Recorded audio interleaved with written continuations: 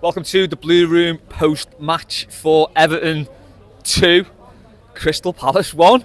The Toffees have not only won for once this season, they've actually turned around a deficit. We'll go with the bad news first. We'll do the first off very, very briefly. We went 1 goal down. We weren't very good, were we, Keith? I mean, I thought the writing was on the wall for Everton the moment Mikalenko got legged by that absolute orc of a centre-half down the wing. At that point, I was ready to knock it on the head and just come back to the pub at that stage. But they stuck in there. Yeah, the first half, there's a lot to criticise about that first half. I think, for me, the midfield was completely wrong today. The shape wasn't right. Nobody seemed to know where they were supposed to be. Their midfielders, that Wharton lad, always had space to get his foot on the ball, control it, get his head up. There was nobody pressing him. And it wasn't very good, was it? And again, we've been done by a back post set piece. Yeah, I was just going to bring that up, Foxy. What you were in the main stand today, weren't you? With a good view of the Gladys Street goal. Yeah, so it's the top balcony, far right hand side. There you go. Quarter of the pitch taken out by the top of the park end. So it's a feat of engineering, that stand, isn't it? I appreciate Philip Carter for all he did there. I'm glad he's not on this one, right? That first half, I thought the Southampton game was the worst game I've seen for a while. I thought that first half mirrored it. I'm clearly quite a Dyche fan.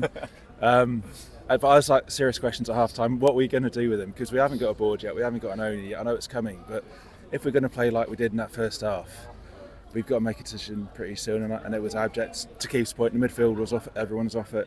Everyone was like just half a step behind. No tackles, no intensity, passive, rubbish. But We'll move on to the good stuff now. So Ed, I'll come to you for this. So Dyche made the unusual move of making a substitute at half time. I was sceptical, although I thought maybe it was justified. What did you think of taking Lindstrom off for Jack Harrison? It was entirely justified. The moment he started throwing a paddy about halfway through the first half, I think that was the time to at least give him a word. And he wasn't really in the game. I think he's a typical winger, very in and out, and today he was out. I must admit, and it's easy to say this in hindsight, but I wasn't that worried at half-time. We did have a bad first half, and Palace could have punished us more, but it's true of any first half of any game by any team anywhere. I think it's just within the context of how bad we've been this season that everyone was a bit more amped up than usual. Certainly it felt that way in the Gladys. Every time Doucouré made any decision whatsoever, it was the wrong one. Which mostly, to be fair, was true, but sometimes he was just doing simple things and getting lambasted. And we just needed something a little bit special to turn it around, and Dwight McNeil delivered it, as he quite often seems to do. Yeah, I said on Subs Weekly this week, he's a player who, when you look at the stats, it seems to be totally different to the player you see with your eyes on the pitch. But I thought today, especially second half, he was great. And Keith, talk us through that goal. I mean, woof. It's the only word for it, isn't it? It is a woof.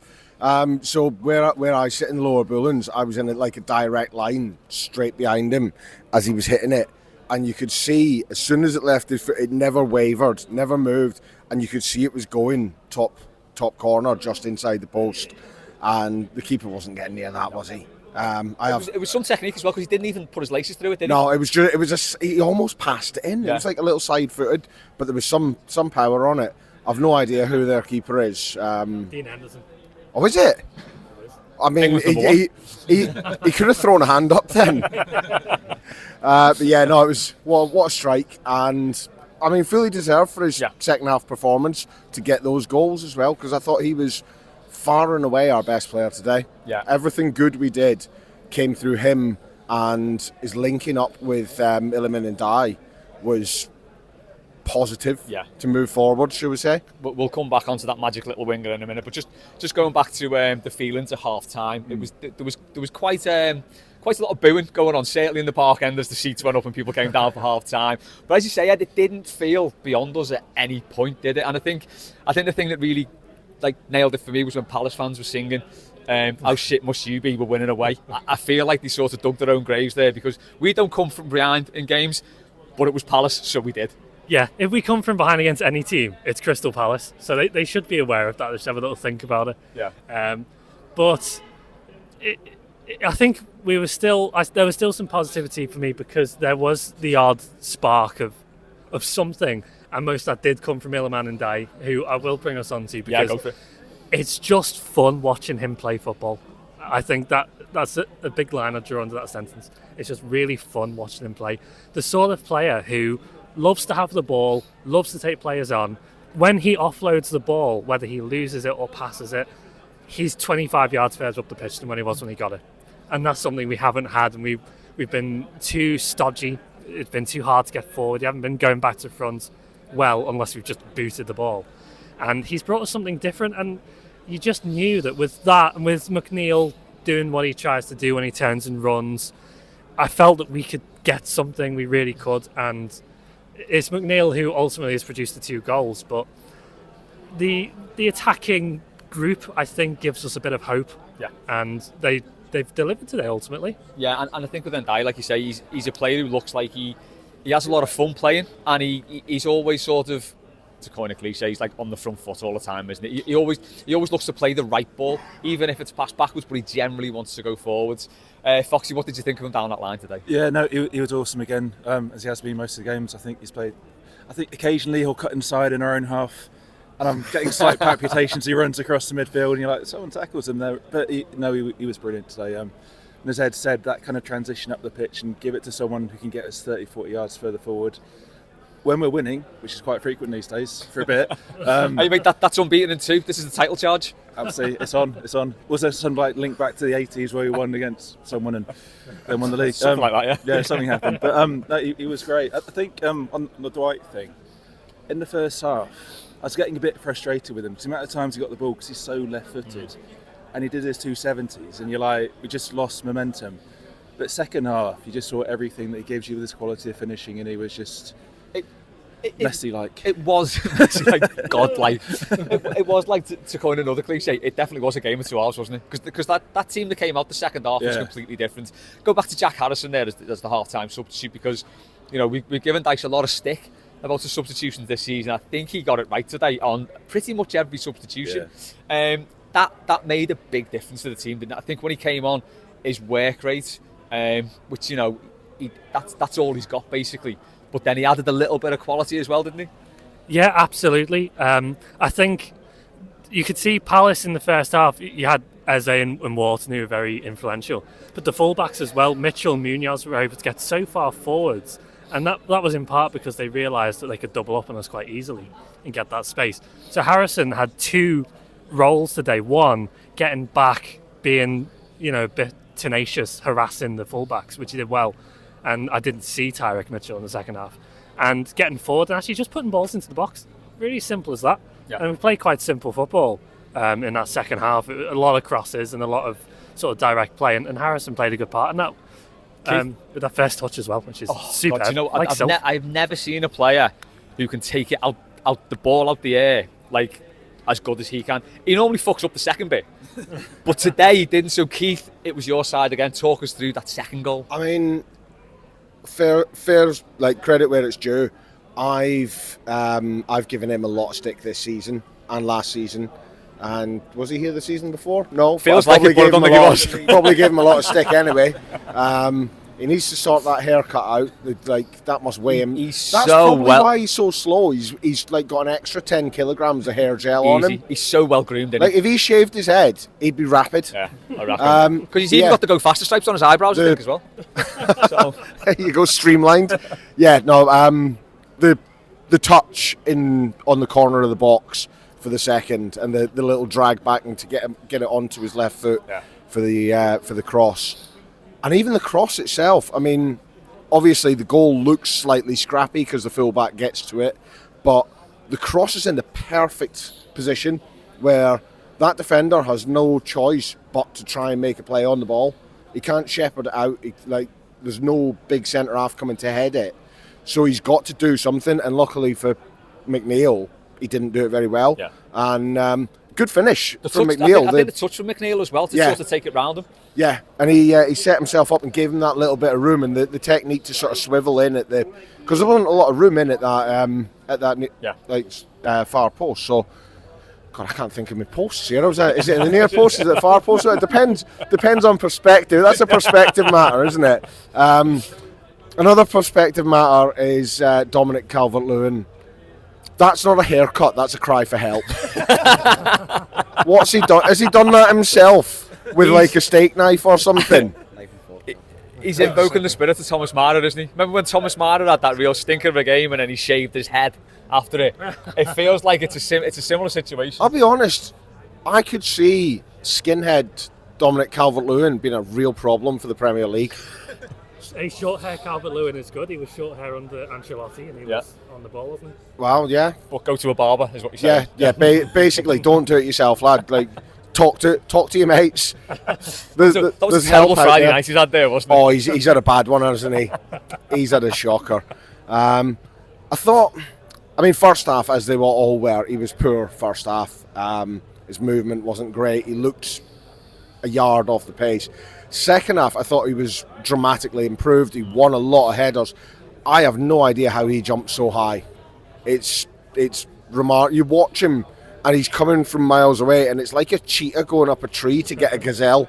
It's stunning the way he leaps, and like those big yard dogs at the back that they've got.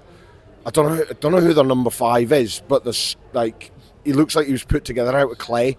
And he did have a couple of fellas who looked a bit Sunday League there, didn't he? Yeah, I mean the big grok up front as well, Mateta. I'd love him at Everton. He's terrible at football, but he's an absolute monster of a man. But he's a footballer who should never be tucking his shirt into his shorts, should he? No, absolutely not. No chance. Absolutely not. And another one who shouldn't be doing that is that Jeffrey Schlupp that came on. You see him, the 15. Did you see the size of the gut on him? Looked like he just come back from 2 weeks, all inclusive. Has he scored against us for someone else? He must have. Palace. I'm sure he has, because the name really rings a bell. When he came on, I was like, oh, hang on. If they're shite, they've scored against us. See also Will Hughes. Well, yeah. When he came on, got the fear when he come on, didn't you?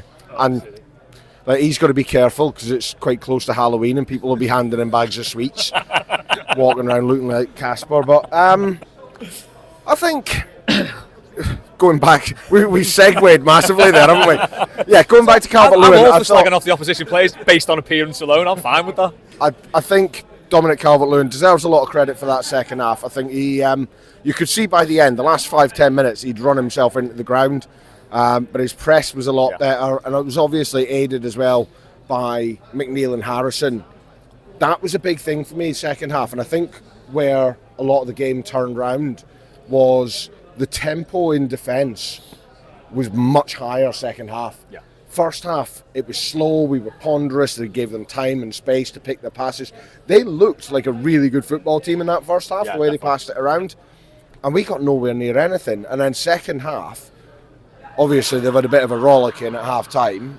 They've come out and they chase everything down, they put the pressure on, and that's where the foul came from. Like for just before McNeil's equaliser, there was a foul came purely from McNeil harassing a fullback. Yeah, it was completely different, wasn't it? The second half, the pressing, there was none. It was non-existent. It first didn't half, happen. the players weren't on the same page.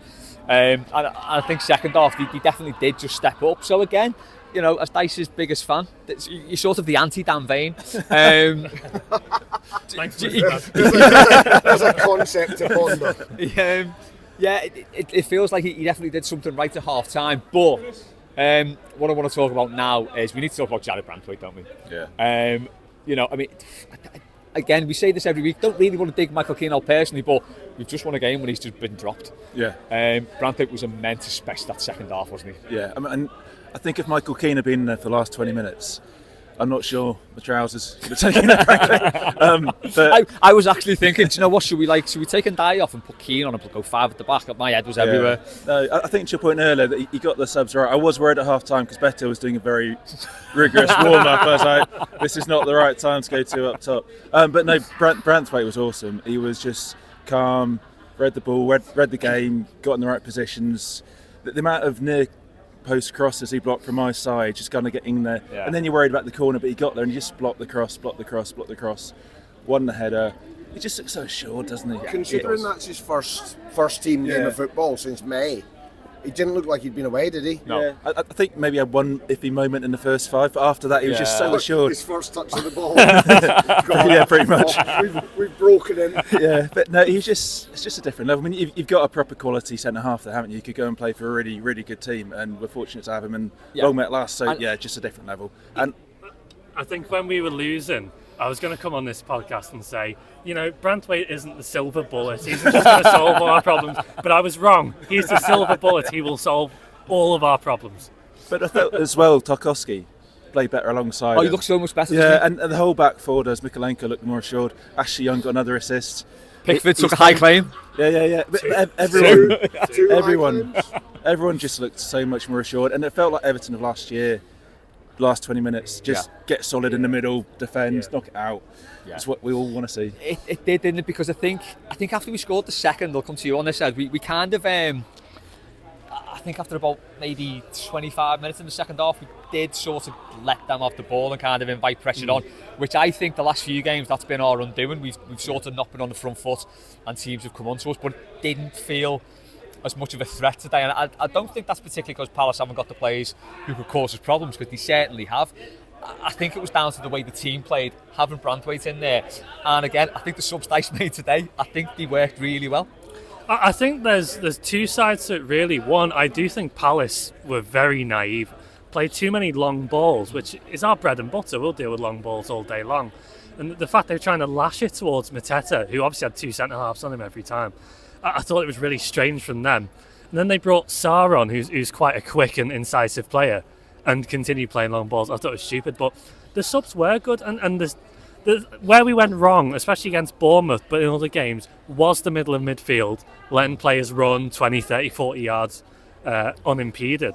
Today, we controlled that position in the second half, and bringing on Guay and James Garner was a great idea. A little shout out to Jimmy Bidston. Yeah, great job from him. He did a bit of good work at the end there, trying to win the ball in the corner and kill a bit of time. He put in? Yeah. Where have they been? He's got good technique. Why has he not done that until now? They were he whipped in two within the space of 2 minutes that were absolutely vicious, and we probably should have got something from them. Dice just told them not to. That's what I've heard. But I think we weren't necessarily front foot when defending the lead. We did let them have the ball, but there were moments where we knew when to relieve the pressure. Yeah. And I think that's something we've been lacking. And the fact that we're in the 88th minute of a game, we need to win, we're 1 goal up, and Idrissa Guey's having a shot from 25 yards, you're thinking, oh God, this is hubris. But it worked out perfectly. I honestly, the last 20 odd minutes, I don't remember Palace really being a threat at all. Yeah, I mean, I'm not one to give credit to Daesh, but I noticed on the 65th minute he changed the shape a bit, so he went from that 4-4-1-1. Yeah. And then he got a couple of players over, and he dropped Dwight McNeil over, didn't he? And he went back into 2 and Mangala behind him, and we looked solid. So I was kind of watching that, thinking what we learnt from the previous game. So Bournemouth 2-0 up, still gung-ho attack, Mikolenko overlapping. None of that. We were a lot more solid. You could tell they've learnt from the defeats is what you're kind of looking for, and then the subs. Midfielders who are tired. Yeah, makes a lot of sense. It's not really rocket science, but there we go. Yeah, do you know what? I mean, do we just need to accept we're going to take 5 games every season to get going? Because it does feel like every from when Dice started, it's taken 5 or 6 games of making the same mistakes over and over. I'm not going to say, we're going to go on a mad unbeaten run now. Oh, we are. We are. But it does feel like it takes a lot of time to sink in. Right, this hasn't been right, this hasn't worked. And then today, everything did seem to work. I mean, I think the Bournemouth games were a bit of an anomaly, if I could say that, where we had a couple of tricky aways. We had Spurs away, Villa away. They're tough. Yeah. Bournemouth game was we'd be above ridiculous. Spurs and Man United had we won that game, but anyway. But I think we've also seen this league as a lot of rubbish in. So there's a lot of fodder we can go and take. We got a run of games, even like Newcastle. I think we can. Saturday night, we'll be fine. We'll be fine. So we're going to go on a 10-match unbeaten run. We'll be 8th by Christmas. 4 more years for Daesh. Sorry. And then, as me and Matt Fluss said in this pre-season preview, we finish 8th, and that's how it goes. Another player I want to talk about, Mangala. I think last 2 games he's been really good. He's relieving the pressure on Garner Gay. I think for me that he has to be in the team to do that particular job. He just looks very assured in that centre midfield spot, doesn't he? Doesn't do anything flashy, particular. Just does his job well. Yeah, we've got a nice little corral of quite clever ball players now, and I don't mean necessarily amazing, incisive through balls, sort of clever, but especially in the first half, there were some times where he got us out of danger with just a couple of little touches, taking it away and moving the ball out and just sweeping stuff up. I think he's maybe guilty of being out of position time and again, and that contributed to the sort of gap in the midfield. But overall, he looks like a good option, and it's really nice that we've got Mangala and Doucouré who could start, and then we've got Gueye and Garner who can come on, and we've got Irabunam. And it feels like the last few years especially, we don't have options in the centre of midfield, and we're always putting square pegs into round holes. But looking at you, Andre Gomez. Sorry, Andre. you look like a beautiful man, but a very handsome square peg. Yes, the handsomest and the squarest. But it's encouraging, and I think Mangala, he looked quite confident today, which is excellent. And if we can control the midfield in more games, I think that's going to be the secret to winning more games. And Mangala is one of those players who can contribute. I'm also happy that Doucouré is playing deeper, and that's entirely thanks to that chance he had at the end there. Oh my God. I never want to see him anywhere near goal ever again. I had forgotten that. Right, my issue with Doucouré is he terrifies me being anywhere near our own area, because he's so hit and miss. But yeah, let's go through that. I'm coming to you for every sort of chance here, Keith, but let's go through Doucouré's one-on-one. That's the 5th one-on-one we've missed in 3 games. I mean, Calvert-Lewin's clearly played the ball through like some sort of time loop continuum where speed slows down or gravity's 3 times as heavy, because Doucouré, God bless him, looked like he was running in welder's boots, didn't he? He had Michael Keane's big boot on. Michael Keane's big boot. The way you can describe Abdoulaye Doucouré is he's deceptively slow. Yes. You don't quite realise how slow he is until he gets a chance like that. Their centre-back didn't realise how lucky he was to catch up with him there, did he? No. That centre-back thought, he's gone, but he'll carry on, and then he was like, hang on. I've caught him up here. But yeah, it's one of them. Doucouré, for me, probably shouldn't be starting. He should be a player that's coming in to close out a game if you've got a lead late on, chuck him in the midfield. He's an extra body. But, do you think Irabunam's been unlucky there then? I think he's been very unlucky, because I think the Bournemouth game particularly, I thought he was brilliant up until 70 minutes. Until he wasn't. And then his arse fell out his chest. Yeah. And he couldn't run anymore, and Dyche left him on. Again, we're going back to being critical about substitutions there. I think he's been very unlucky not to get his place in the team.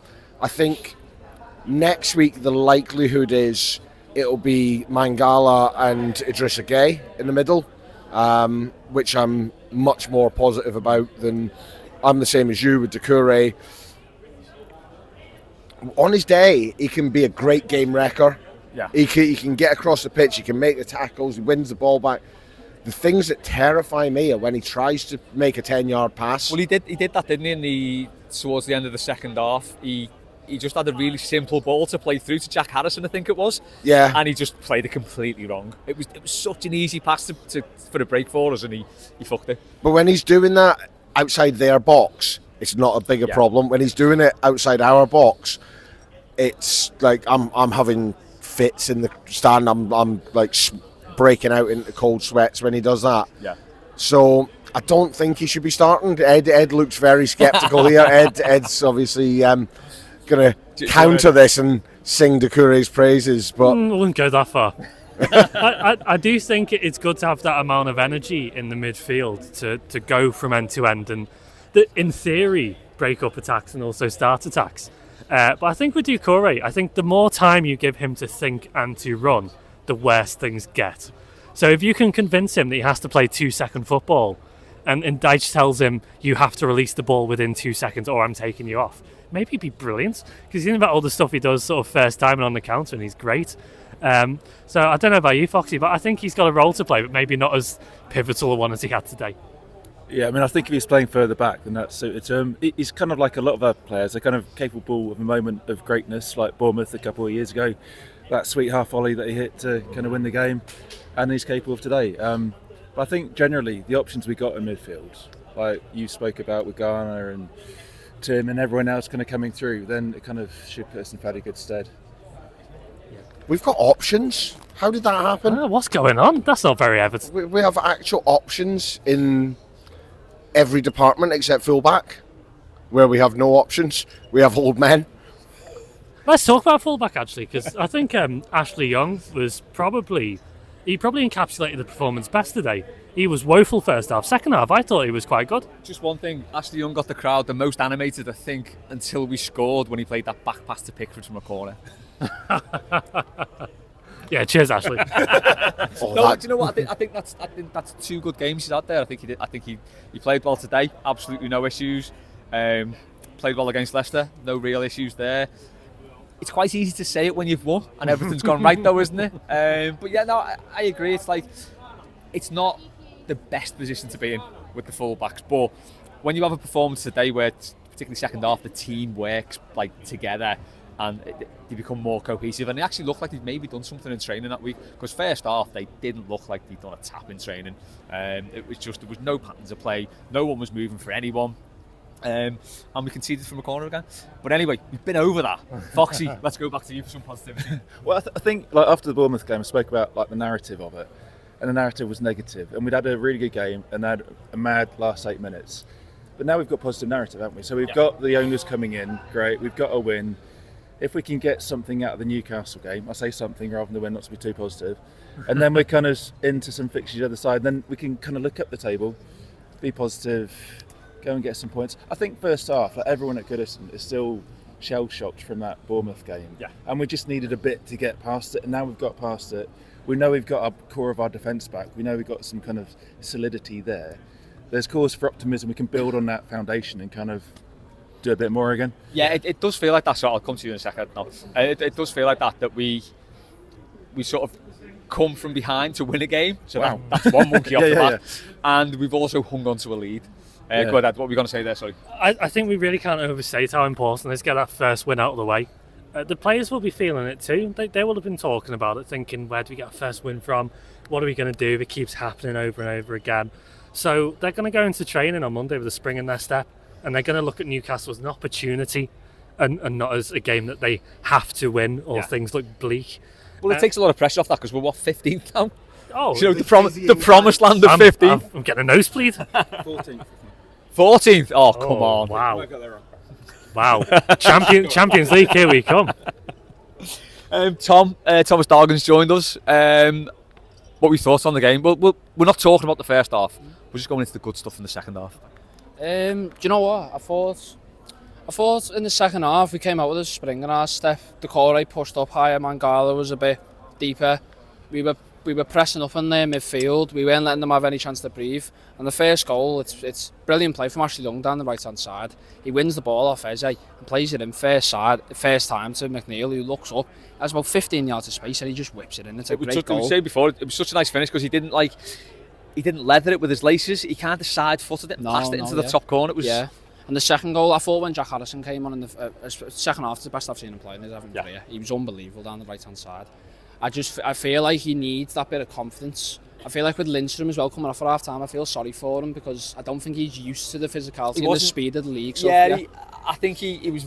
I thought he was good at Leicester last week. Just his end product wasn't, but I think this week he was very ineffective and he was like a bit petulant. He was like throwing his arms up, and a bit towards the end of the first half where he misplaced a pass, threw his arms up. So I think Dyche did the right thing there, and you know he doesn't make early substitutions. But I think doing that at half time was the right one, wasn't it? Yeah, I feel like he's learned from his past mistakes as well, especially with obviously we've been leading against Southampton, Leicester, Villa.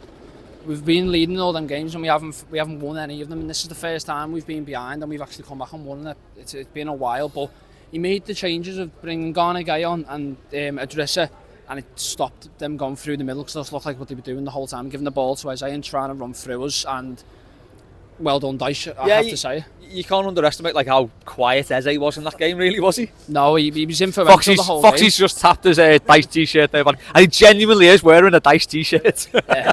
I thought he was going to kiss the back like a Sleeping it as well and everything. Well, yeah. Hopefully we can move on. We've got Newcastle next week. It'll be a very, very, very difficult game, especially them holding the champions today. And City didn't look up for it, especially with Gordon. Gordon played exceptional today. Yeah. We need to keep him quiet next week, or we're going to be in big trouble. We'll worry about that next week. And while we're here, though, it is just nice, isn't it? I was thinking, because I was hosting today, and Matt and David said I was hosting. I was sitting there like 75 minutes thinking, like, really, just please do not fuck this up. Let's just go back to Denby and have a nice little post-match chat. Keith, we don't like this to make or break our weekend, but it certainly feels a lot nicer tonight, doesn't it? It does, doesn't it? It's like having a bit of a positive spin on it. It puts a bit of sunshine in your Saturday evening. Not that there's much around right now, it's a wee bit dreich. But we're still outside though. We're still outside, and Les is still in t-shirt weather. I'm dressed as Bronski Beat here, by the way. It's a hell of an outfit. It's a white t-shirt, jeans and black boots. Just picture Les in that, and it's exactly as you're thinking. Just to throw a little bit more positivity in onto the positive fire that we're building right now. Over the last 2 game weeks, match weeks, whatever you want to describe I go with them match as, weeks, not like game day, match day. Everton have won twice the number of points as Manchester City. Incredible. Basically, I don't want to get ahead of myself but La Decima is happening in our final season at Goodison. It is an unstoppable juggernaut. And do you know what? That is the perfect place to leave tonight's post-match, because we cannot top that. Thanks to Tom, thanks to Keith, thanks to Foxy, thanks to Ed, thanks to Jay for recording all this. He's like producer Jay now. Thanks to everyone for listening. We will be back with all the usual nonsense in the week, but for the time being, enjoy that win. The Toffees are 15th, so I've been told, Foxy. But yeah, what about those Toffees?